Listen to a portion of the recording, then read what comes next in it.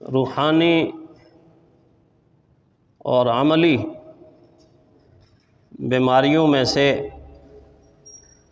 جس سے انسان کا سب کچھ تباہ ہو جاتا ہے، برباد ہو جاتا ہے، انسان اللہ کی رحمت سے دور ہو جاتا ہے، اور معاشرے کے لیے وہ انسان ایک بوجھ بن جاتا ہے، اپنی جان کے لیے بھی وہ ایک بوجھ بن جاتا ہے، اس کی اپنی زندگی تذبذب کا شکار ہو جاتی ہے، بے چینی اور بے قراری کا شکار ہو جاتی ہے، انجام اس کا بہت خطرناک ہے کہ دوزخ کی آگ اس کا انتظار کرتی رہتی ہے، اور انجام سے پہلے دنیا کی ساری زندگی وہ گھٹن میں ہی رہتا ہے اور پریشان رہتا ہے۔ جو اس بیماری کے اندر مبتلا ہوتا ہے وہ ہے نفاق کی بیماری۔ نفاق کا اندھیرا دل سے ایمان کی روشنی کو بجھا دیتا ہے، نفاق کی ظلمت دل سے اطمینان کی دولت کو ختم کر دیتی ہے، نفاق کی بے چینی اور بے قراری انسانی زندگی سے سکون جیسی نعمت کو ختم کر دیتی ہے۔ اس بیماری کا جب انسان شکار ہوتا ہے تو اللہ کی رحمت منہ پھیر لیتی ہے، اور مسلسل نحوست اور لعنت اس کے وجود پر، اس کے جسم پر، اس کے اعمال پر پڑتی رہتی ہے، اور کسی حال کے اندر وہ چین سے بیٹھا نہیں ہوتا، ہر وقت اضطراب اس کے اندر موجود ہوتا ہے۔ قرآن حکیم نے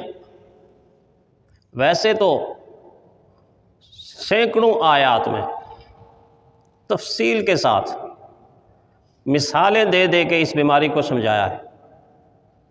اتنی مثالیں شاید ہی کسی اور گناہ کے لیے دی گئی ہوں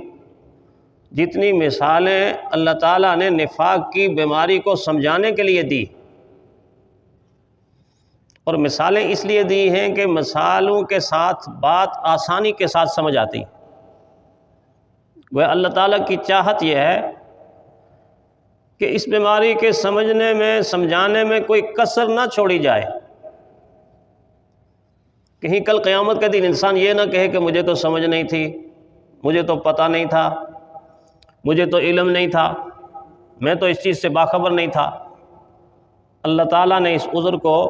اتنی کثرت کے ساتھ مثالیں بیان کر کے ختم کر دیا ہے کہ کوئی انسان پھر مجھے قیامت کے دن یہ نہ کہ مجھے پتہ نہیں تھا، مجھے علم نہیں تھا، مجھے خبر نہیں تھی، میں سمجھ نہیں سکا۔ اتنی آسان مثالوں کے ساتھ اس بیماری کو سمجھایا بھی، اس کے خطرے سے بھی آگاہ کیا کہ یہ بیماری جامد نہیں ہے، ایک ہی جگہ کھڑی نہیں ہے، ایک ہی جگہ رکی ہوئی نہیں ہے کہ بس لگی ہے تو نہیں۔ فرمایا جب یہ بیماری لگتی ہے تو یہ لگنے کے ساتھ ساتھ چلتی بھی ہے، آگے چلتی ہے۔ جس طرح کینسر زدہ انسان کو اگر ٹھوکر لگ جائے اور اس کے جسم کے اندر شوگر بھی موجود ہو تو پاؤں کی ٹھوکر پھر کس طرح آگے بڑھتی ہے۔ اللہ اس سے ہر ایک کو محفوظ کرے، اللہ اس سے ہر ایک کو محفوظ کرے۔ چند دنوں کے اندر، چند ہفتوں کے اندر وہ پاؤں کی ٹھوکر کس طرح زخم بنتا ہے، پھر وہ زخم آگے بڑھتا ہے اور ڈاکٹر کہہ دیتا ہے نہیں اب کوئی حل نہیں ہے، انجیکشن اس کا حل نہیں ہے، کوئی گولی آپ استعمال کریں گے وہ اس کا حل نہیں ہے، کوئی مرہم پٹی استعمال کریں گے حل نہیں ہے۔ تو پھر حل کیا ہے؟ حل یہ ہے کہ ڈاکٹر صاحب بتاتے ہیں اب آپ کے پاؤں کا انگوٹھا کاٹنا پڑے گا، اب آپ کے پاؤں کا انگوٹھا کاٹنا پڑے گا، اس کے بغیر چارہ کار نہیں ہے،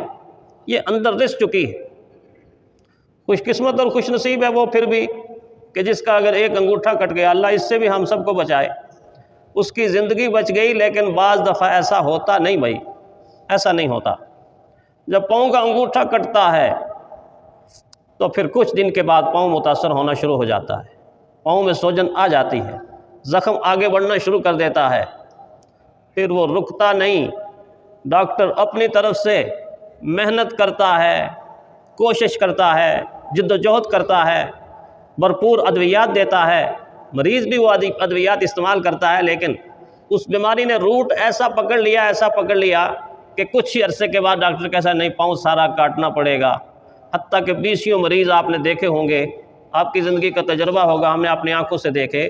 کہ ٹانگ کٹتے اوپر تک آ گئی لیکن بیماری رکی نہیں۔ یہ کینسر کی خطرناک بیماری ہے، لیکن نفاق اس سے ہزارہا، لاکھہا، کروڑہا گنا خطرناک ہے، اس سے زیادہ خطرناک ہے۔ خود اللہ کہتے ہیں فی قلوبہم مرض، فی قلوبہم مرض، ان منافقین کے دلوں کے اندر مرض ہے، دلوں کے اندر مرض ہے۔ پھر یہ بے احتیاطی کرتے ہیں، اللہ تعالیٰ کو دھوکہ دینے کی کوشش کرتے ہیں، اہل ایمان کو دھوکہ دینے کی کوشش کرتے ہیں، اہل ایمان کے محب بنتے ہیں اور اظہار کرتے ہیں ہم تو آپ سے بڑی محبت کرتے ہیں، ہم تو آپ کو بڑا چاہتے ہیں، آپ تو ہمارے دلوں میں بستے ہیں۔ منافق کی باتوں سے زیادہ روگنی اور مزین باتیں کسی کی نہیں ہوتی۔ دنیا میں نفاق زدہ انسان ایسا دوسرے انسان کو شیشے میں اتارنے کی کوشش کرتا ہے